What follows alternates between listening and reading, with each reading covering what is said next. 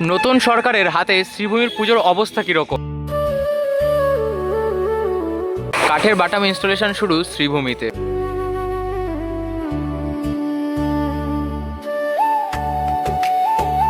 বাংলায় সরকারের পরিবর্তন হচ্ছে, পুজোরও পরিবর্তন, কিন্তু বিবেক রথ তার জায়গায় সম্পূর্ণ অটল। হাওয়া মহলের প্রাথমিক প্রস্তুতি তোমরা এই মুহূর্তে দেখতে পাবে।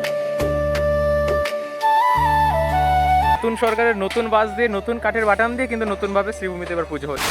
হে what's up guys, welcome to my new another fresh video. আজকে ভিডিও টাইটেল থাম্বনেল আর ইন্ট্রো পার্ট দেখে বুঝে গেছে আজ আমি রয়েছি শ্রীভূমি স্পোর্টিং ক্লাবে। হ্যাঁ, শ্রীভূমি স্পোর্টিং ক্লাবের এই বছর 54তম বর্ষ এবং অবশ্যই সেটা নতুন সরকারের হাতে। আর সেই নতুন সরকারের হাত ধরে শ্রীভূমির পুজোর প্রস্তুতি কত দূর এবং এই বছর তো সকলেই জানো হাওয়া মহল হচ্ছে, সেই হাওয়া মহলের কাজ কত দূর এগিয়েছে, কী কী চমক থাকছে 2026-এর নতুন সরকারের সাথে শ্রীভূমির পুজোয়, সবটা থাকবে এই ভিডিওতে। শেষ অবধি দেখতে থাকো। আমি রয়েছি পিয়ুষ দাসান, তোমরা দেখছো প্রিয়।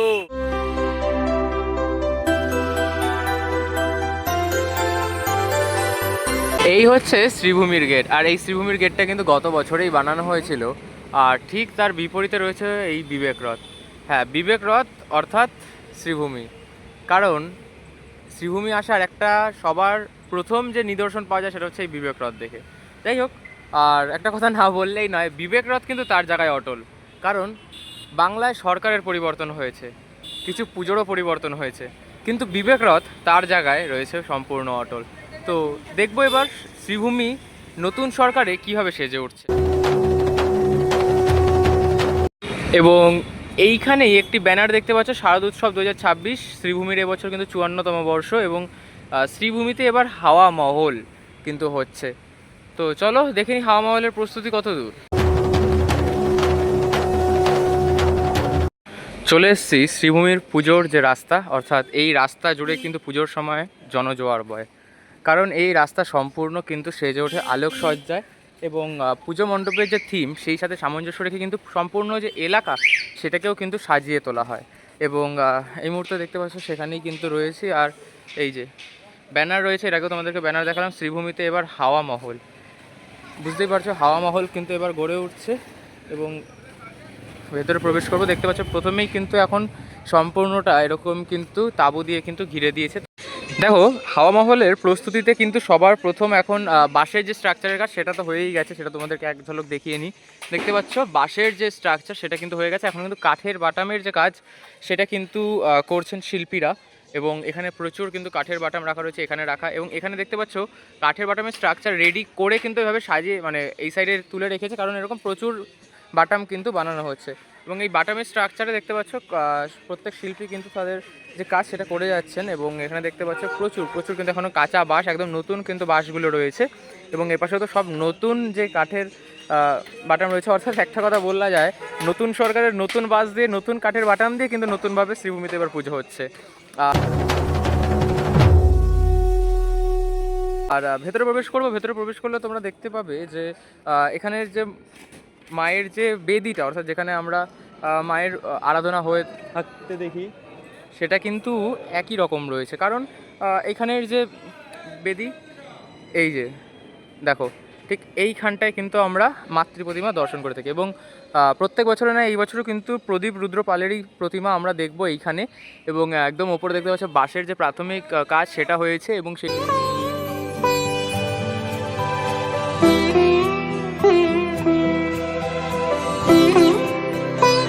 সাথে এইখানে কিন্তু কাঠের বাটামের কাজ করা হচ্ছে। একাধারে যেমন বাইরে এরকম কাঠের বাটামের কাজ করা হচ্ছে, সেই সাথে কিন্তু এখানেও কিন্তু ভেতরেও কাঠের বাটামের কাজ করা হচ্ছে এবং ভেতরে বরং কাঠের বাটামের কাজ একটু বেশিই হচ্ছে।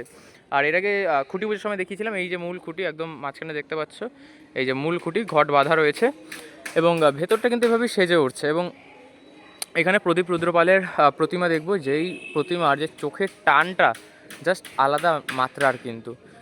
এবং সেই সাথেও এখানে তোমরা দেখতে পাচ্ছ যে এখানে কিন্তু প্রচুর কর্মচারীরা কিন্তু কাঠের বাটামের যে স্ট্রাকচার সেগুলো এই মুহূর্তে বানাচ্ছেন।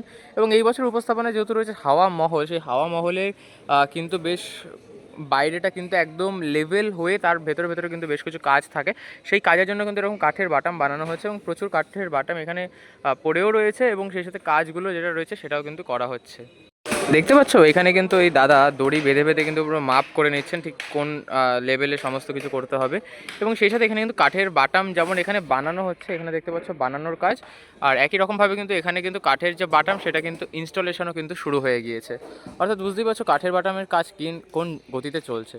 এবং এইখানে তো প্রতিমা থাকবে যেটা তোমাদের বললাম, এবং প্রত্যেক বছর কিন্তু এদের এন্ট্রেন্স হয় এই একটাই দিক, এই দিক থেকে এন্ট্রেন্স হয় এবং তারপরে এদিক দিয়ে কিন্তু এক্সিট হয়, একটা বাঁদিকে চলে যায় একটা ডান দিকে চলে যায় এক্সিটের পরে।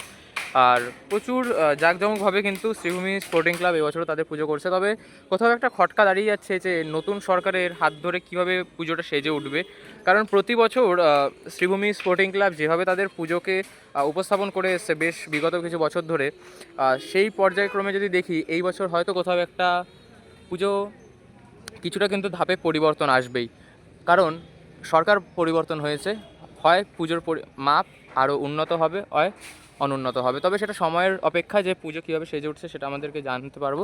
এবং এখানে কিন্তু যথেষ্ট কিন্তু এদের যে হাইট প্রত্যেক বছর যে হাইটটা থেকে থাকে এই বছরও কিন্তু সেরকম হাইটে কিন্তু ছুঁয়ে ফেলেছে। কারণ এই ঠিক এই অ্যাঙ্গেল করে এই এরিয়াতে কিন্তু রয়েছে নেতাজি সুভাষচন্দ্র বোস ইন্টারন্যাশনাল এয়ারপোর্ট, এবং যার ফলে এয়ারপোর্ট যেহেতু খুবই কাছে তাই কিন্তু এরা খুব একটা উচ্চতা করতে পারে না, এবং সেই সাথে যে আলোকসজ্জা সেখানে কিন্তু লেজার শোটা রাখতে পারে না। তবে এই বছর হাওয়া মহলের সাথে সামঞ্জস্য রেখেই কোনো একটা আলোকসজ্জা হবে শ্রীভূমিতে অবশ্যই। কারণ শ্রীভূমির অন্যতম চমক যেটা হয় সেটা হচ্ছে আলোকসজ্জা। প্রত্যেক বছর দুর্দান্ত কিন্তু আলোকসজ্জা হয়ে থাকে। এবং এই বছর যেহেতু তাদের উপস্থাপনা রয়েছে রাজস্থানের হাওয়া মহল, তাহলে রাজস্থানের পরিবেশ কিন্তু সেজে উঠবে এই চারিদিকে। কারণ শ্রীভূমি কিন্তু প্রতি বছরই পুজো মণ্ডপ যেটা থাকে সেই মণ্ডপের সাথে সামঞ্জস্য রেখে কিন্তু তার এই যে ওয়াল দুটো রয়েছে, এই পাশের ওয়াল এবং এই ক্লাবের গায়ের লাগোয়া ওয়ালটা, এটা কিন্তু সাজিয়ে তোলে। অর্থাৎ বুঝতেই পারছো শ্রীভূমি স্পোর্টিং ক্লাব 54তম বর্ষে তাদের শারদোৎসব কীভাবে সাজিয়ে তুলতে চলেছেন।